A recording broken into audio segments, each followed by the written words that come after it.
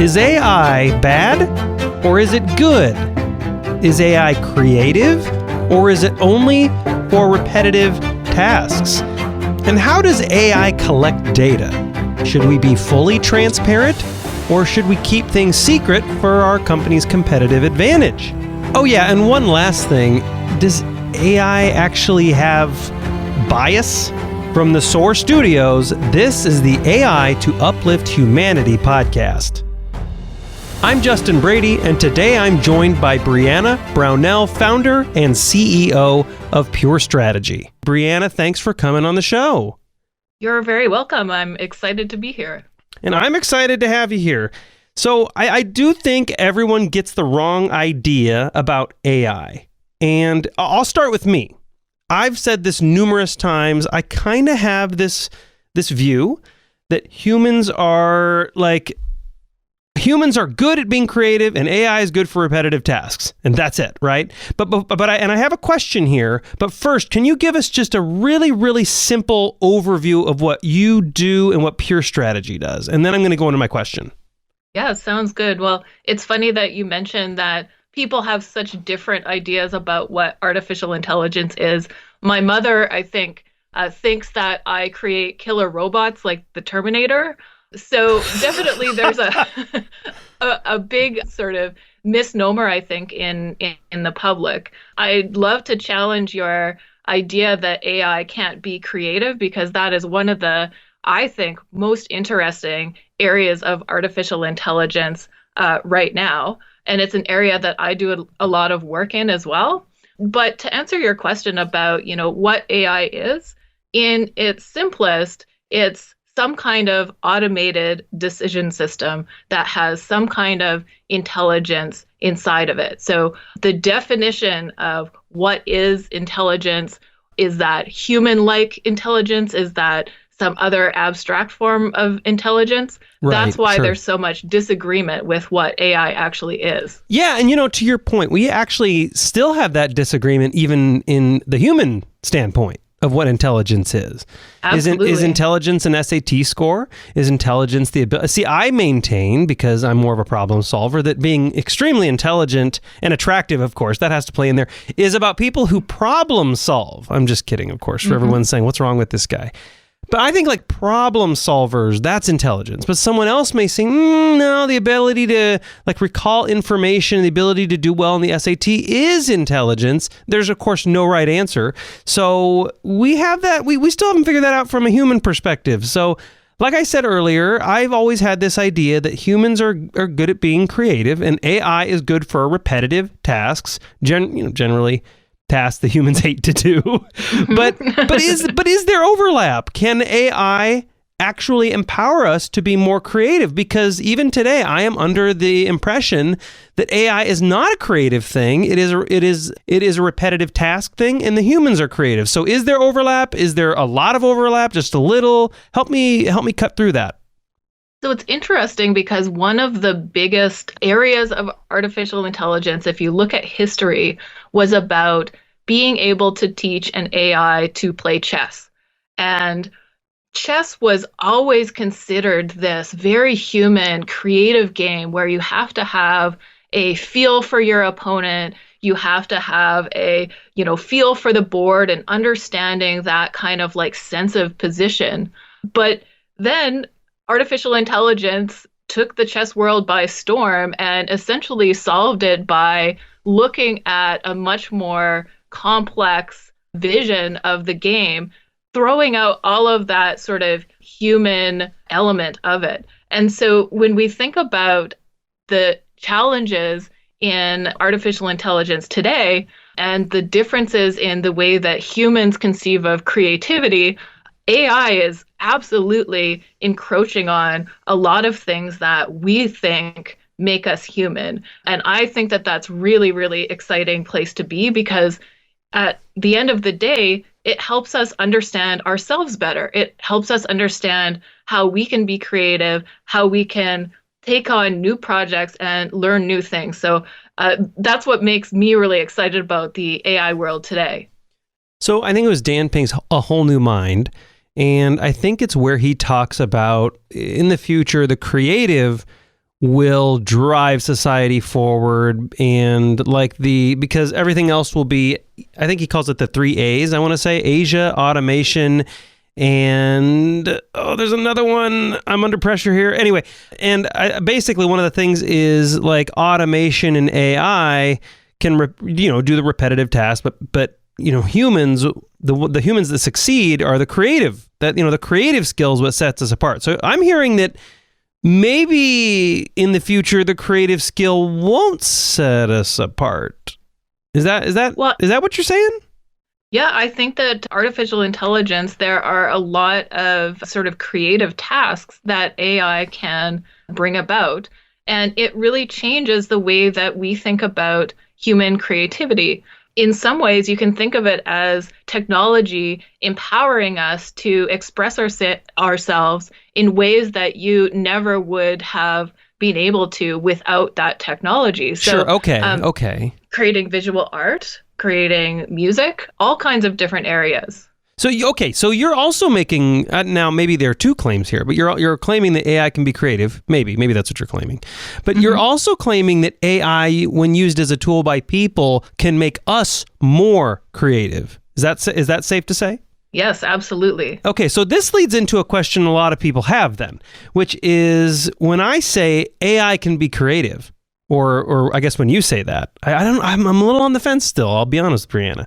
But when you say something like that, I think a lot of individuals that maybe were in the creative industry go back into that fear mindset that the repetitive task industry has been dealing with for 5 to 10 years, which is like, wait a minute, the creative industry, we thought we were safe from AI taking our jobs, but maybe we're not. And so this always goes to, every time this comes up, the alarmist views of AI come into the conversation, and it usually comes to this perspective of AI controlling everybody instead of people controlling AI. So which perspective, in your view, is the more accurate view? Is AI going to control people, or are we going to control AI? So unfortunately, I think it's going to be a little bit of both. And if we look at the technologies that we're using day to day right now, so I don't know about you, but when I go on Netflix, I look at the recommendations of what it thinks that I might enjoy. Any social media site is curating all of that information for me. So there's no doubt that some of these algorithms have a significant impact on our everyday lives. However, I think that a lot of people are thinking about what we want our relationship with AI to be. So in the future, do we want to have some kind of controls around it? Do we want to have some kind of a methodology in order to ensure that the people that are using these systems aren't harmed as they're using it? So we're still early days trying to figure out some of these really sticky problems.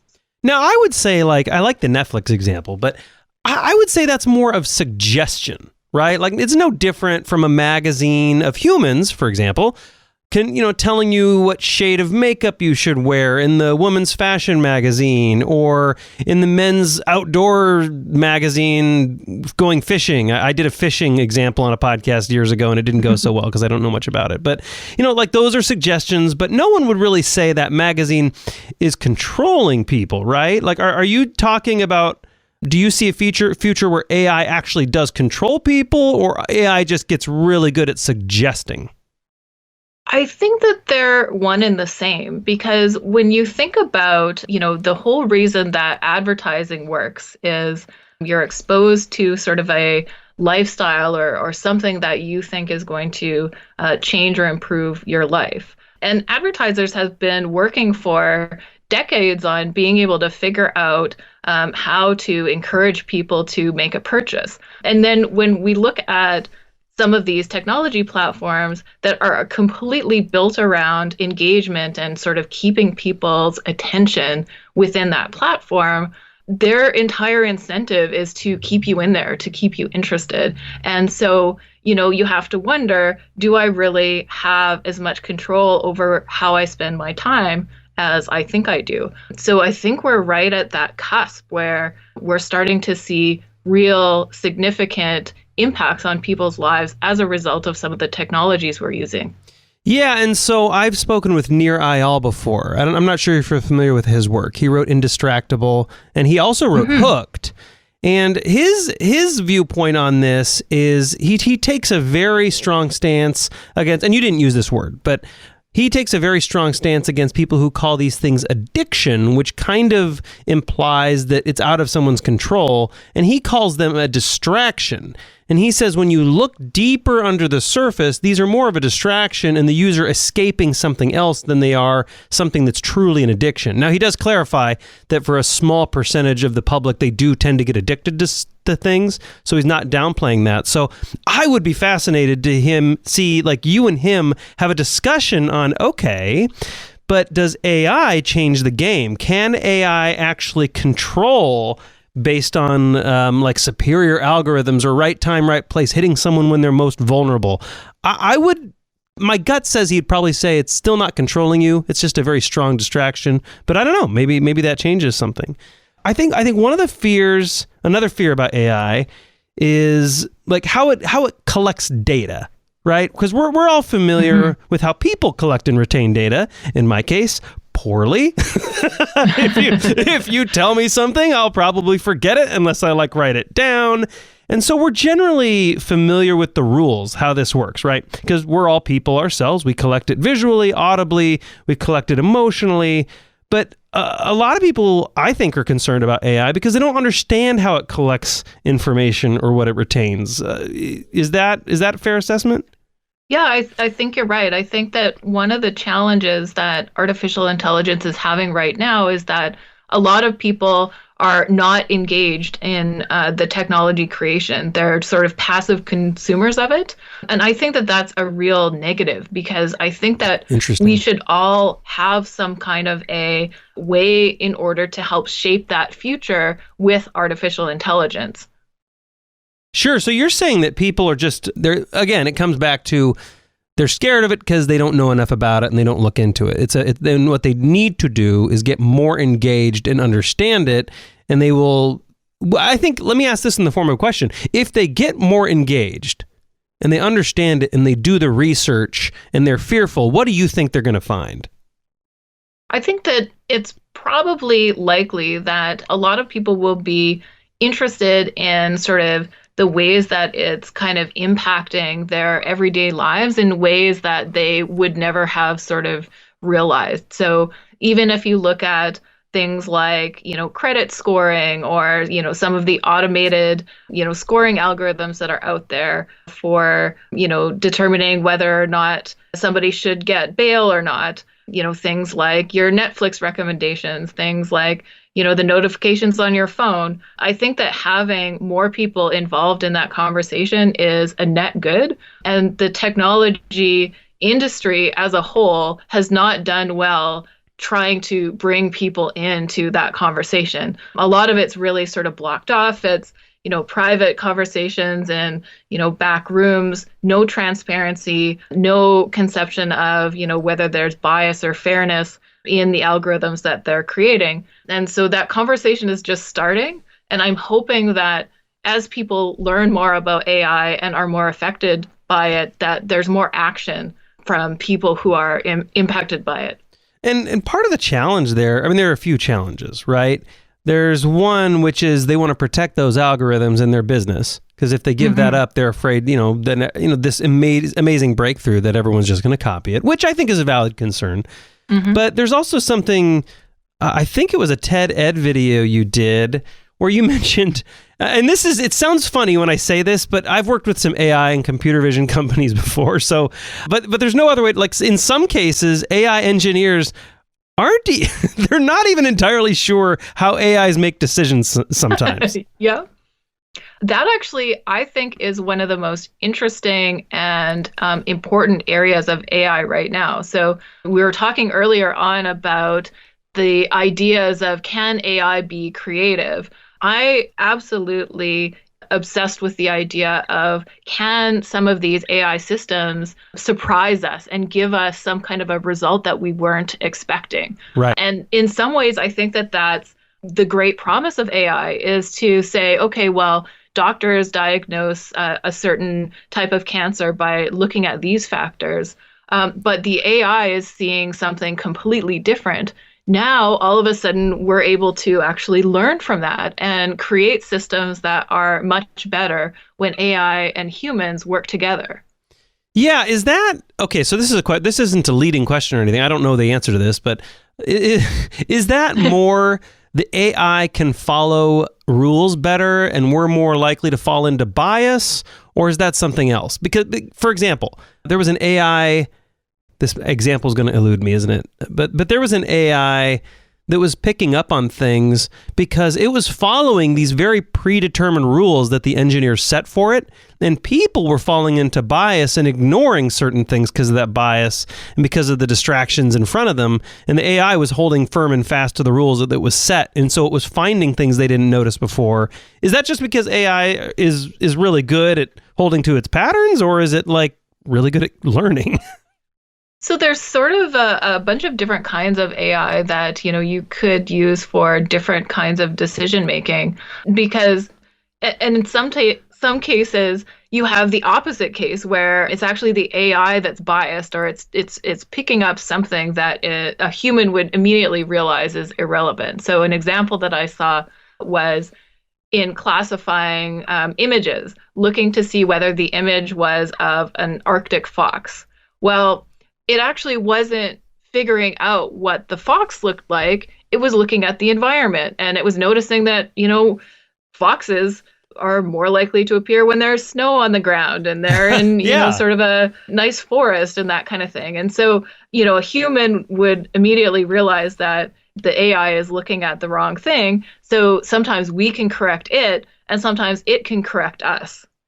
And so I don't know what this means for AI, but here's an interesting scenario is I think an expert, and this is the weird thing, I think a layman in an Arctic fox that just saw a few images would be like, yeah, that's an Arctic fox, no matter what environment you put it in, right? If you put it in the rainforest, in a desert, they'd be, it's an Arctic fox.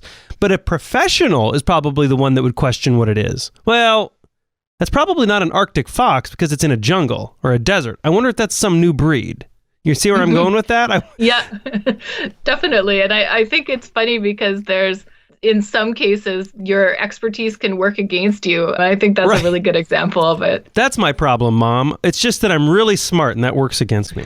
Okay, so you mentioned earlier that there were different categories of AI. And, obviously there's broader categories, like there's computer vision, and there's a lot of terms that get thrown around. There's computer vision, there's neural networks, there's machine learning. A lot of people conflate machine learning and AI. Your company uses what's called unsupervised learning. This is an area I don't know a lot about, but there are 3 categories of how an AI learns. Can you expand on that a bit? Yeah, for sure. So most of the AI that you see, or machine learning that you see in the field, is supervised learning. And that means it's trying to predict something and there's a correct answer. So it's trying to predict whether or not you're going to cancel your cell phone service. It's trying to predict whether or not you're going to click on an ad. It's, trying to predict something about your behavior. Whereas unsupervised machine learning, there is no sort of outside prediction. What it is doing is it's trying to look at meaningful patterns within the data that you didn't expect. And so I love unsupervised learning because by using these kinds of methodologies, you can learn things about the data that you wouldn't have otherwise expected. So you have that element of emerging patterns, you have that element of surprise.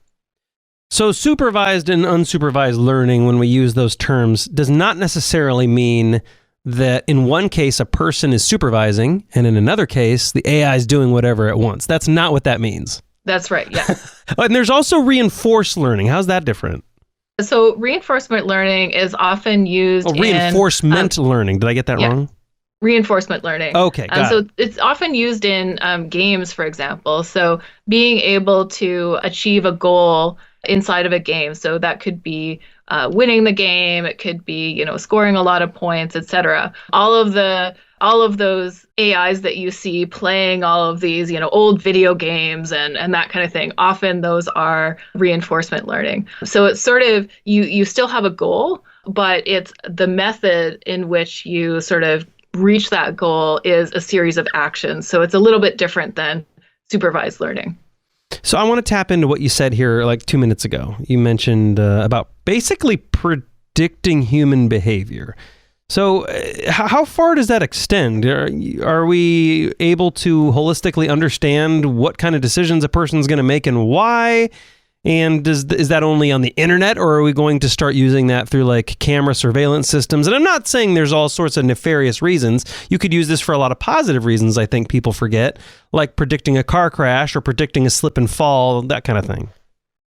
Yeah, so I think that the history around trying to predict behavior goes back decades. And, we've been trying to understand people's motivations, people's, sort of the reasons that they make the decisions that they do for a really long time. It's just now that some of these technology systems can be implemented at scale that we're seeing some of these really amazing results. So even if you could predict, let's say, if somebody saw a billboard or a newspaper ad, whether or not they would actually go to the store and purchase that product, that was done 50 years ago. But now we can have that sort of immediate feedback, and we can create larger and larger data sets to validate some of those predictions. So prediction is becoming a bigger and bigger part of our everyday lives because of the amount of data that we can collect and create. Yeah, and that gets, obviously confusing all that. But I think you bring up a really good point.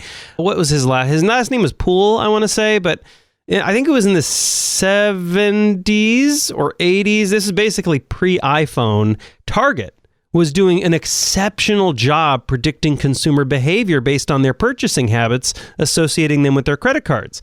And they got so good at it, they actually sent out like flyers for prenatal vitamins or like cribs to a household, and this father got super upset saying, "Why are you sending this stuff to my daughter? Are you trying to like suggest she should get pregnant?" Got irate. And then it turns out he figured out he called Target. I think someone in their customer service department apologized because she was pregnant. And this was like pre-iPhone era when this was happening. So like, to your point, people forget that you don't need an AI to do this. People have been doing this for a long time because, we all kind of fit into patterns. Yep, definitely. So I want to tap into one thing. I have a few final questions to ask you, but I want to tap into one really quick thing that was fascinating. There's not like maybe there is application, but the idea of AI pareidolia. I want you to talk about this rock thing, and this is crazy. And you tried to basically here's the idea, everybody. We all see people in objects. Like you see a face in the moon, you see a face in the side of a rock cliff. We see like objects in the clouds. And so you did this research, or you looked into does an AI have a similar pattern? And it kind of does, but not in the way we think it does.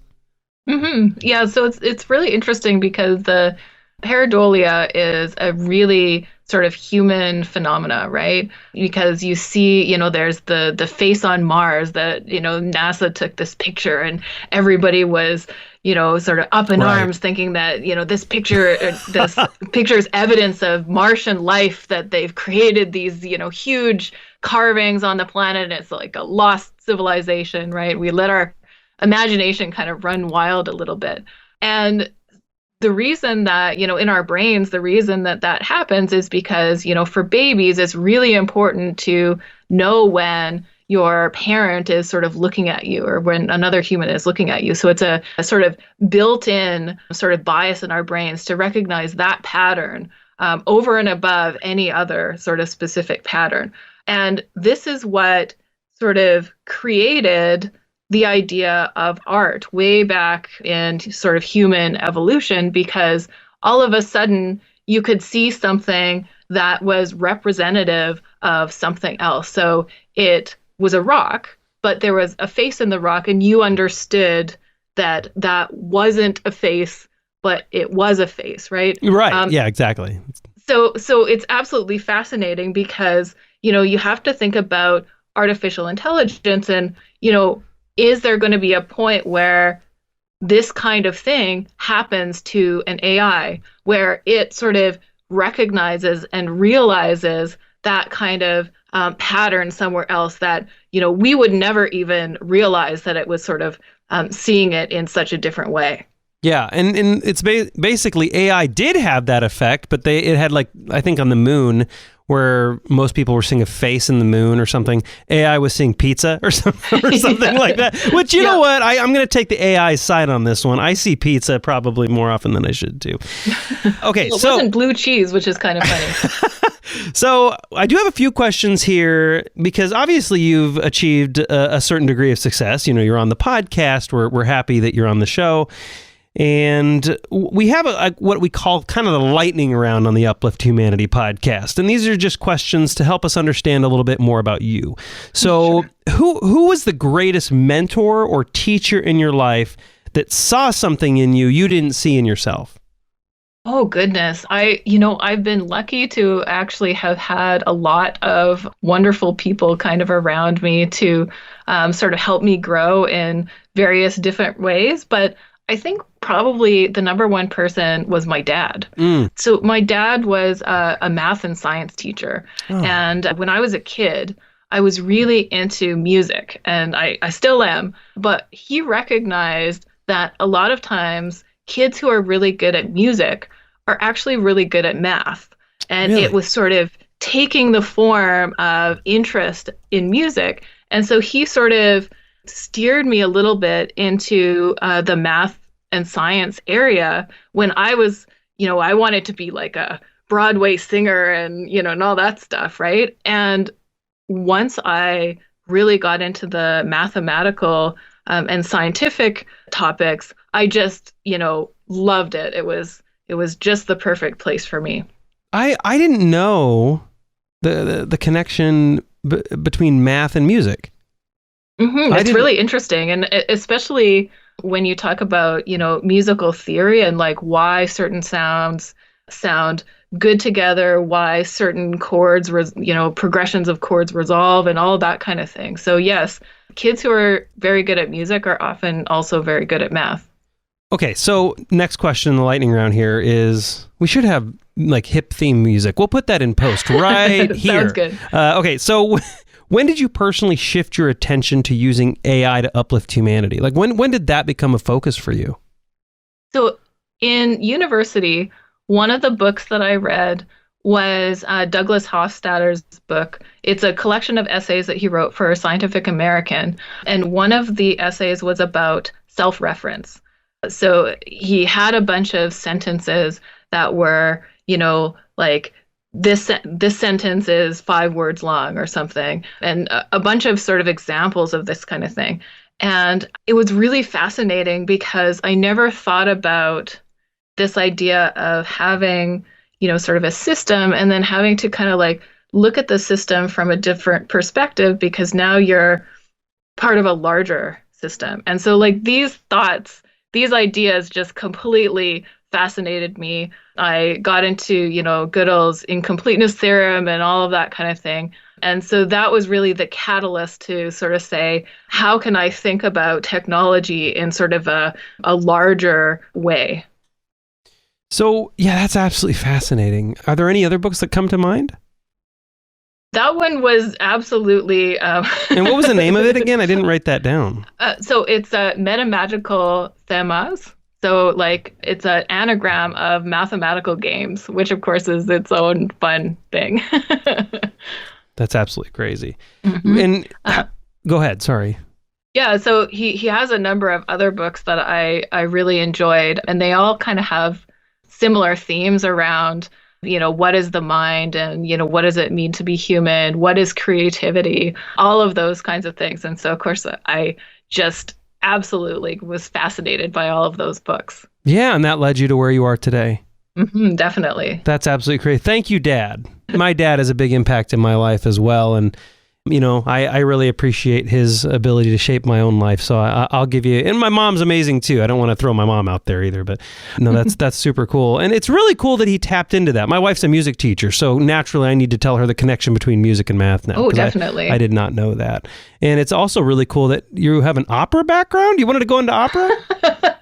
Yeah, so I was always Hold on. You know what? I'm going to cue up the soundtrack here and karaoke. We're going to do a live karaoke on the... No, just kidding. Go ahead. Sorry about that. Go ahead. No worries. I always really liked opera music. I just find it some of the most beautiful, inspiring music in all of history. And so I've always been, had a soft spot for it. Well, I'll play that for my wife, and she'll be doing fist pumps because she knows all the data, the relationship between music and education. Like, if students are shown the arts and they have the opportunity to excel in the arts, it naturally promotes their other test scores. She has all that data. So she'll be doing some fist pumping when I play her this. Briana Brownell, founder and CEO at Pure Strategy. Briana, if people want to reach out to you or the company, how can they do that? What's the best way to connect with you? Oh, good question. So I'm always open to LinkedIn connections if somebody wants to connect with me on there. I have a personal website, which is leopardless.com. So that's without a leopard, LESS, which has an interesting story behind it. So happy to for people to reach out to me there as well. It sounds like on the next show, we will ask you the interesting story behind that. We will put all that in the show notes page, of course, at soar.com. Briana, we talked about this off air. Briana Anyway, Briana Brownell, founder and CEO at Pure Strategy. Thank you so much for uplifting humanity. You're very welcome. And thank you so much for joining me and listening. Hey, before I let you go, wouldn't it be really cool if you could upload all your video and like magic, the entire video was searchable by keyword. You just put any keyword, any key phrase, and you're immediately taken to the exact timestamp and exact word or phrase that you typed in. Like all your video. Wouldn't that be kind of cool? Well, let me blow your mind. It exists. It's called deep search technology. It looks beyond descriptions and tags and keywords that you pre-select into the meaning and intent of a video, so you can search across your entire video archive and be instantly transported to the specific clip you were looking for at the specific timestamp. I know it sounds really expensive, but you can upload 10 hours for free and have deep search tech on your website if you just go to soar.com/deep search. Again, that's soar.com/deep search. SOAR.com/deep search. And hey, thanks for listening today. This is the AI to Uplift Humanity podcast.